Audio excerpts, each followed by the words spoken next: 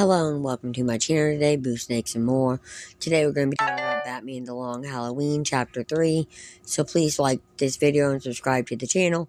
And for more videos like this, watch my other house channel, A&A Snakes and Stuff. My youngest son's channel, Henny's Toys and Games, or my oldest son's channel, Little Chris 10. Let's dive into the video. The Joker enters the scene in the third chapter of DC High Volume's audio adaptation of Joe Lobato and Tim Sale's Batman The Long Halloween. DC High Volume is back with the third chapter of its audio drama adaptation of writer Job Lopp and artist Tim Sale's Batman The Long Halloween, originally published by DC Comics between 1996 and 1997. The 13-issue limited series was another groundbreaking and influential take on The Dark Knight. The critically acclaimed work led to 3 sequels from Loeb and Sal: Batman Dark Victory, Catwoman, When in Rome, and The Last Halloween as Christmas nears. The mob and the madman, calling himself Calendar Man, takes center stage with the holiday killer ready to strike at any time. So how does the Joker factor into all of this?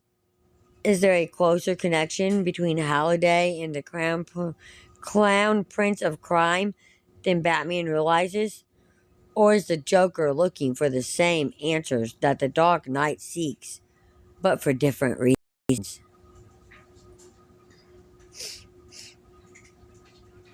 Based on Batman The Long Halloween #2, November 1996, you can listen to the latest episode above and catch up by checking out the first 2 chapters below.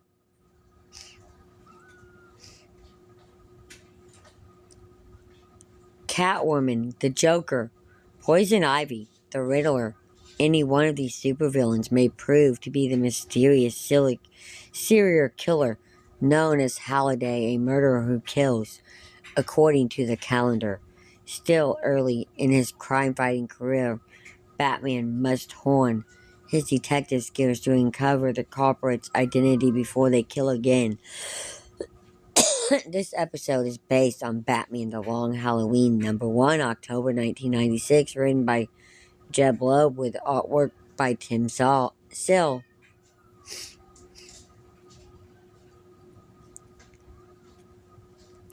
Following the horrors of Halloween, Thanksgiving proves to be no haven for the guilty as another group of criminals falls prey to the mysterious serial killer nicknamed Halliday. Hot on the trail of an assassin targeting District Attorney Harvey Dent, Batman finds his path blocked in the Gotham City sewers by the undead brute Solomon Grundy. This episode is based on Batman The Long Halloween #2, November 1996, written by Joe Loeb with artwork by Tim Sale.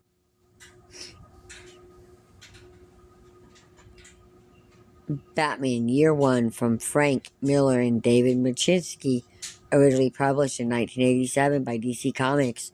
The groundbreaking take on Batman's original story first appeared in Batman #404 through 407, and would go on to influence creators' takes on the Dark Knight decades later. After traveling the world for over a decade, Bruce Wayne returns to Gotham City to find crime and corruption running rampant in the place he once called home. Knowing Gotham needs a hero, Bruce dons the cape and crow for the first time, becoming the Batman. If Batman and his new allies, Lieutenant Jim Gordon and District Attorney Harvey Dent, succeed in removing the criminal heads of Gotham, who will replace them? A new face of villainy may appear, leading to a long Halloween of costumed criminals.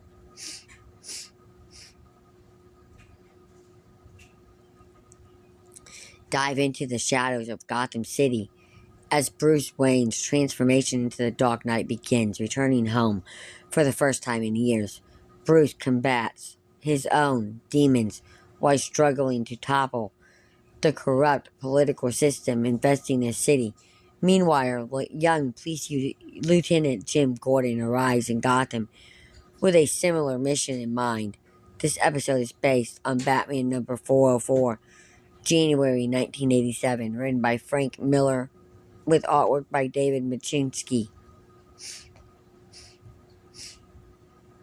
Bruce Wayne decides on a hunting geese, perfect for instilling fear into criminals he plans on taking down as the Batman.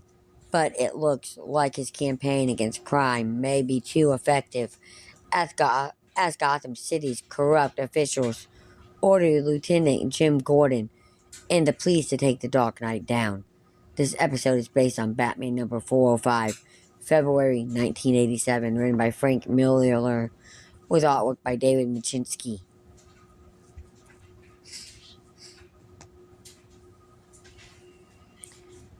Batman's plan pinned down by the Gotham City police in a crumbling building with nowhere to run. It would take his arsenal of skills to get out of this one while proving he's on the side of justice. But how can he when they're gunning so heavily for him? Meanwhile, the rot in Gotham is infecting Lieutenant Jim Gordon's personal life. Plus, Catwoman leaps onto the scene to make a name for herself. This episode is based on Batman number 406, April 1987, written by Frank Miller, with artwork by David Machinsky.